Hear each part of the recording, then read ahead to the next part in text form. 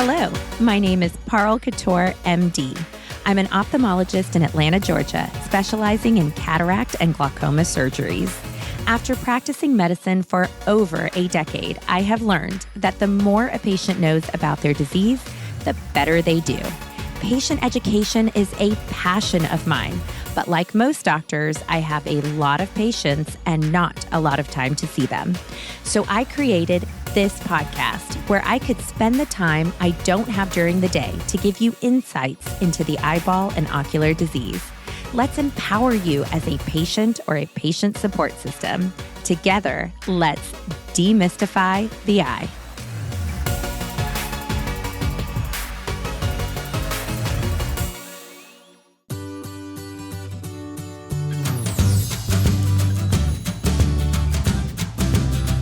Hello, and welcome back to another episode of Demystify the Eye. Do you remember being a teenager, swimming through life? Then all of a sudden, a few days before homecoming or before class pictures, you feel it, that subterranean bump and that pain. You've got to be kidding me. A pimple? Now, as an adult, thank goodness, we are past all of that. No more pimples to contend with. Sure, now we have to worry about wrinkles, but at least not pimples. That is until we develop a hordeola, or in layman's terms, a stye, or in teenager terms, a pimple of the eyelid. Yes, folks, as an adult, you can still get a pimple. This one, I'm going to say, is worse than the ones we got as kids. This one is right there, front and center. Anytime someone looks you in the eye, they see it. You can't cover it with concealer or by wearing your hair so it covers that side of your face. And this one, if it gets out of hand, can actually create vision loss. In this episode, we will discuss not only what a chalazion or a hordeola is and how to treat it, but very importantly, how to prevent them from happening in the first place.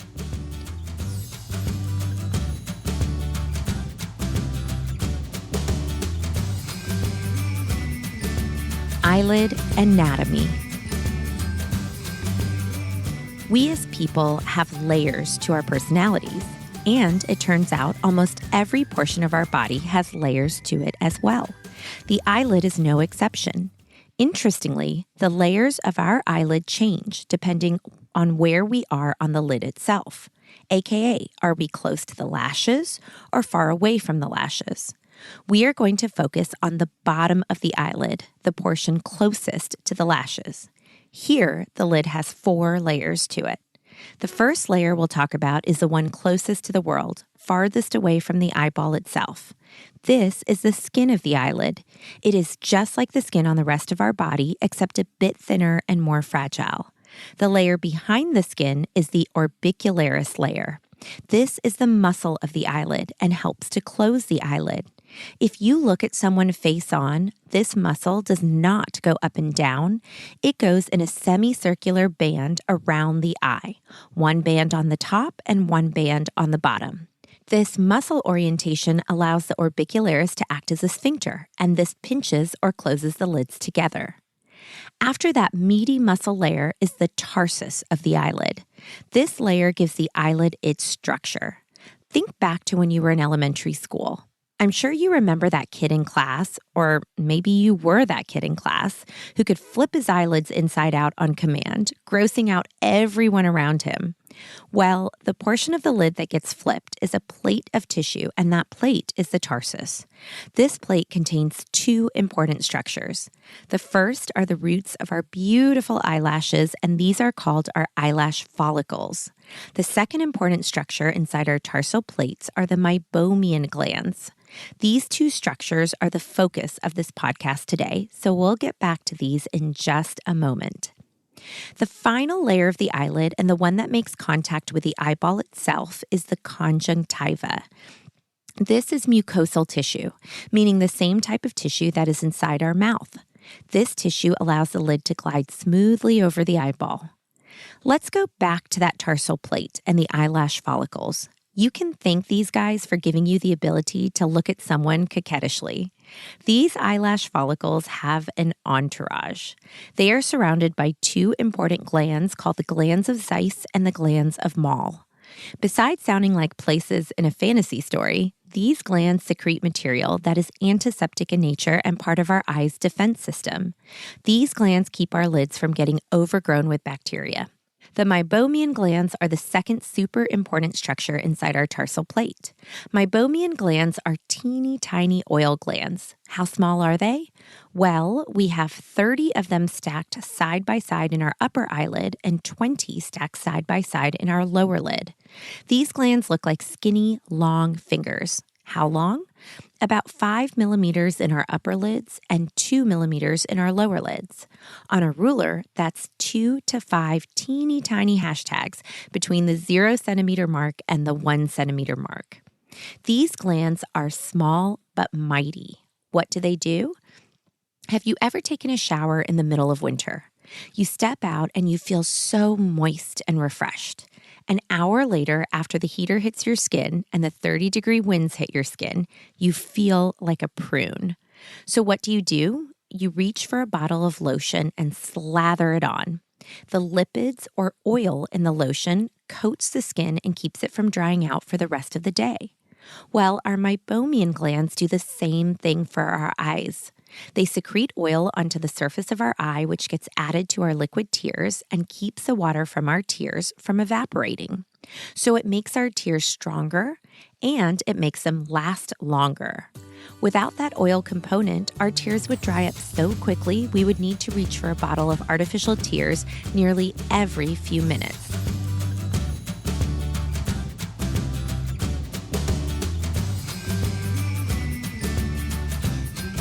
Pathophysiology. Now that you know about lid anatomy, we can really understand how a hordeolum gets formed. There are two major types of hordeola. One is an external hordeolum, and the second is an internal hordeolum. An external hordeolum is when our eyelash follicle gets infected with bacteria. The infection can create a pocket of pus around our lash follicle, essentially an eyelid pimple. The second type of hordeolum is an internal hordeolum, and it happens when the meibomian gland gets infected with bacteria. Well, where in the world is all this bacteria coming from? A lot of it comes from our own hands, like when we accidentally rub our eyes or touch them without washing our hands. Some of the bacteria come from things we put on our eyelids, like mascara or eyeliner or fake eyelashes. But a lot of the bacteria comes from the bacteria that normally live on our eyelids. Excuse me, what? Yes, folks, there are many places in our bodies that bacteria like to just hang out in. The eyelids are no exception. We all have 4 types of bacteria on our lids, with Staphylococcus being the most common type. The problem happens when these bacteria either grow out of control or grow into places they shouldn't, such as our eyelash follicles. Remember the entourage that surrounds our eyelash follicles, the glands of Zeiss and Moll? They would normally keep bacteria out, but sometimes these glands can get clogged. The natural defense system of the lid goes down, and the bacteria decide to get into the eyelash follicles of the meibomian glands and have a party. Now, I do want to take a moment to talk about what a stye is usually accidentally diagnosed as. That is called a chalazion. Though a hordeolum and a chalazion are both bumps on the eyelid, they are two totally different animals. A chalazion is a blockage of one of the meibomian glands without an infection. When something is clogged and infected versus just clogged, you can imagine the symptoms will be quite different.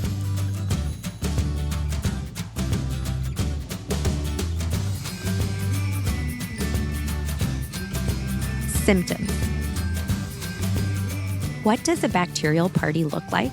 I always think of one of those old Mucinex commercials with a green cartoon bacteria having a rager inside a cartoon lung. Of course, that's not actually what goes on in the lid, but let's talk about how a patient with a stye presents. First, a portion of the eyelid becomes red, tender, and swollen. Then, within a day or two, the redness and pain localize and a small bump forms at the area of the infection.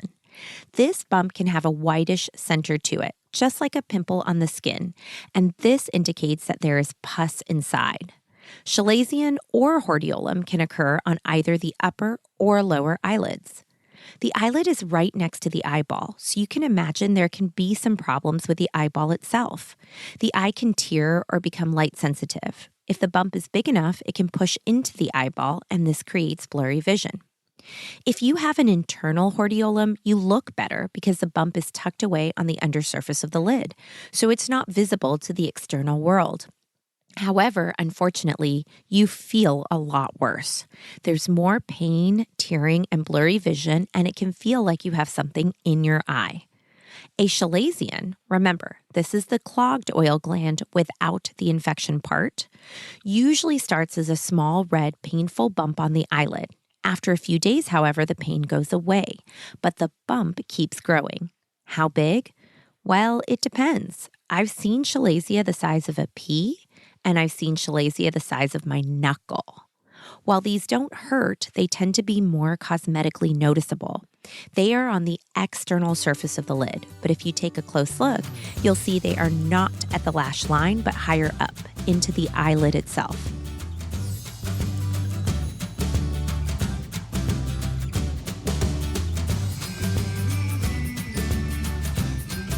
Risk factors.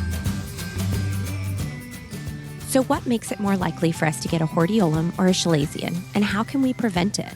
Unlike a teenager with a pimple, raging hormones or chocolate binges are not usually the problem here. However, anything that can introduce bacteria to our lids can be a problem. Touching your eyelid with unclean hands. Not fully removing makeup, such as mascara or eyeliner or eyeshadow. Wearing contact lenses that haven't been cleaned, or putting them in your eyes without first washing your hands. By the way, I'm cringing with you right now. Immunodeficiencies like being on chemotherapy or high-dose steroids can lower your lid's ability to fight off bacteria. Any condition that creates chronic inflammation is going to provide just the right environment for a bacteria party. Things like blepharitis or rosacea will do the trick. So it makes sense then that to prevent these, we would want to wash our hands before touching our eyes. That, by the way, folks, is just a good general rule of thumb. Clean our contact lenses properly. Take off all eye makeup before going to bed, even if you get home from a Christmas party at midnight. Cleaning our lids. You can do this with specially designed lid wipes over the counter called OcuSoft Lid Scrubs, or with an at-home concoction of water, baby shampoo, and a soft cloth. With either of these, the point is to clean the lid margin, not the actual lid itself. So what you would do if you wanted to get eyeliner or mascara off, not the motion to get eyeshadow off. For those unfamiliar with makeup, you would want to take the wipe and clean the edge of the lid, right where the lashes come out. If rubbing a soapy cloth this close to your eyelid sounds terrifying, you can also purchase a lid spray from your eye doctor's office called Avenova. Wash your hands, close your eyes, spray a pump or two right at your lashes, then take your clean hands and rub at the edge of the eyelid.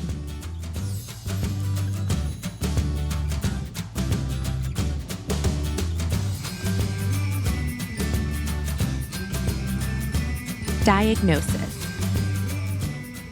As an eye doctor, I will often get text messages from friends and family with a random picture of an eyeball attached.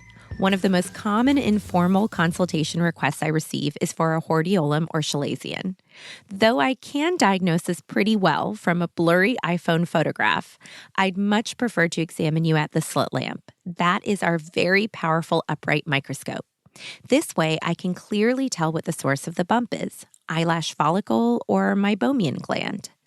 Importantly, I can make sure your hordeolum is not turning into something more serious. Wait, what can my stye turn into? Well, anytime you have a localized infection, that infection can spread. So the hordeolum can become an infection of your eyelid, which is called preseptal cellulitis. Rarely, but seriously, the infection can spread from the eyelid to the orbit or surrounding tissues of the eye, which is called orbital cellulitis. Also, sometimes these lumps and bumps of the eyelid can actually be hidden tumors, like basal cell carcinoma. You would definitely not want to delay the diagnosis of a lid tumor. So even if you know an eye doctor that you can send a blurry iPhone photo to, I would recommend you still go in to the eye doctor's office to get your official diagnosis.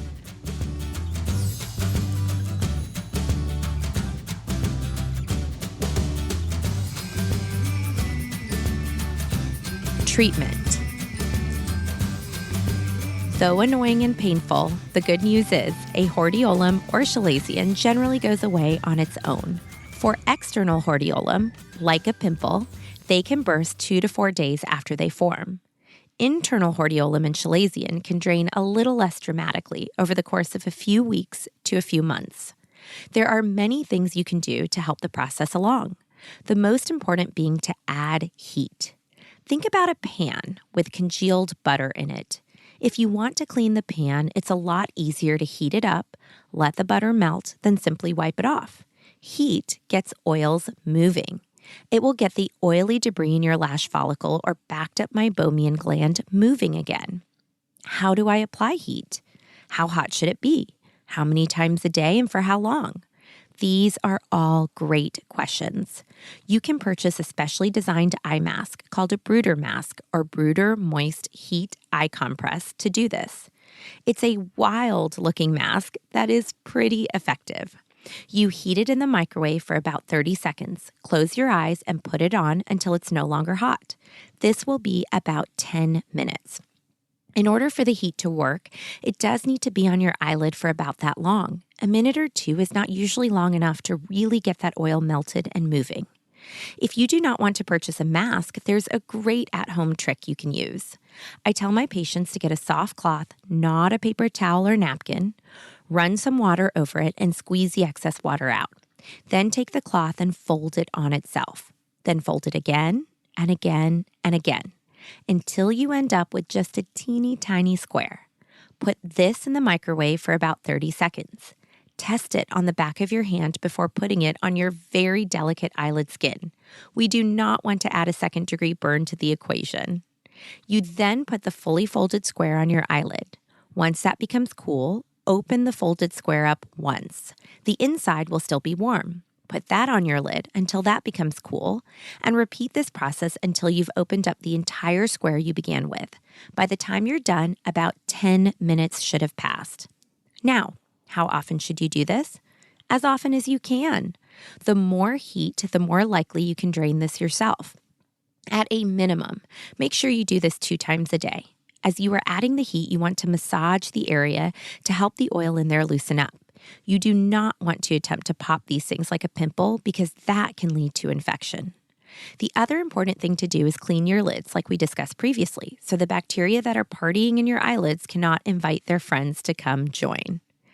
If you have a hordeolum, that's the infectious bump, you may be prescribed an antibiotic ointment, and we may even use a combined antibiotic steroid ointment to calm down the inflammation at the same time. Word of warning though, topical antibiotics like this don't completely clear up the infection, the way a Z-Pak can instantly turn things around if you have a case of bronchitis. They only help you feel better while you are naturally healing, and they may help the hordeolum go away faster. But they are not super effective at treating hordeola and definitely not as effective as heat and massage. Well, what if your hordeolum or chalazion will not go away on its own? What then? You can get a sense whether a chalazion or hordeolum is planning on being around for the long haul. What once began as a squishy bump becomes more of a hardened, concrete-like bump. If this happens, or if your bump has been around for weeks and it just doesn't seem to be getting better, you will need to see your local friendly eye doctor because they will need to intervene. We doctors can sometimes inject steroids into the non-resolving lesion in order to calm down all the inflammation that keeps these bumps from draining on their own. Alternatively, we may have to cut it out. Wait, what? What do you mean cut it out? Don't worry, it's not as dramatic as it sounds. We consider this a minor procedure, meaning the removal is done in the office and not the operating room. We inject lidocaine in the affected area. The lidocaine does hurt like the dickens, I'm not going to lie. However, you don't feel anything after that. Most of the time, we are excising an internal hordeolum or chalazion, so we put a clamp on the eyelid and evert the lid. That means we flip it over. The incision we make to drain these is done on the undersurface of the lid, so you don't have to worry about having a big scar. We open up the affected meibomian gland and scoop out the backed up oily debris. By the time they get to this point, they have developed a capsule, and we remove most of this capsule so the chalazion cannot simply grow right back. We clean up the area, unclamp the lid, and voila, you are done. The whole process takes approximately 15 to 20 minutes. You do get an antibiotic ointment after this procedure to make sure you don't get an infection. Since your vision can be blurry and you can tear after the procedure, it's probably best to have a driver with you.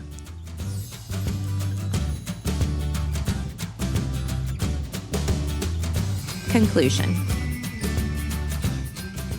Bono from U2 said, "It's stasis that kills you off in the end, not ambition." Our bodies reveal just how true this insight is. To stay healthy, we need to keep things moving. When there is a backup from our gut to our eyelash follicles, there are going to be problems. Chalazia and hordeola remind us what it was like to be a teenager, when a new bump on your face is the last thing you need the week before your anniversary party or work retreat. But the good news is these bumps will go away on their own most of the time, or we can make them go away. I hope you've enjoyed this episode of Demystify the Eye. Until next time, see well and be well.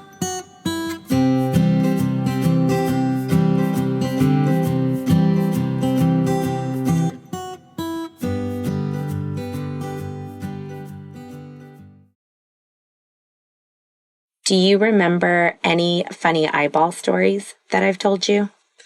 Yeah, I remember you told me that somebody passed out when they were watching you do surgery. That's right. They did pass out. Do you think you would pass out watching me do surgery? No, because I'm pretty good at watching gross stuff. All right. I'll see you in the OR on Monday. Okay. Thank you. You're welcome.